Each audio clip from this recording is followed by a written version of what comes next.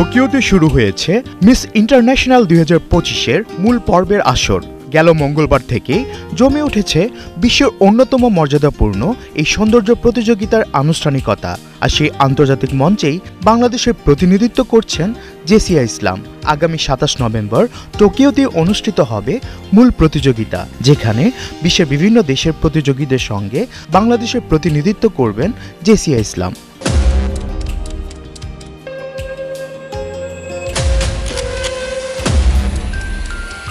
থালাপতি বিজয় অভিনীত শেষ সিনেমা জননায়ক pre release ব্যবসাতে রেকর্ড গড়েছে।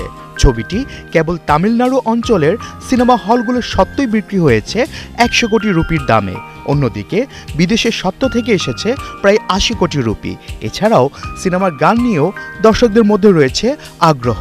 জানা গেছে অডিও সত্ত্ব বিক্রি হয়েছে প্রায় 35 কোটি রুপিতে।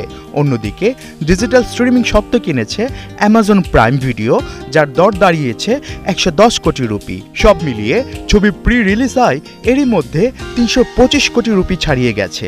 আগামী বছর 9 জানুয়ারি তামিল ও তেলুগু দুই ভাষাতেই সিনেমাটি মুক্তি পাবে। বলিউডের জনপ্রিয় তারকা দম্পতি রাজকুমার রাও ও পত্রলেখা কন্যা সন্তানের বাবা মা হয়েছেন।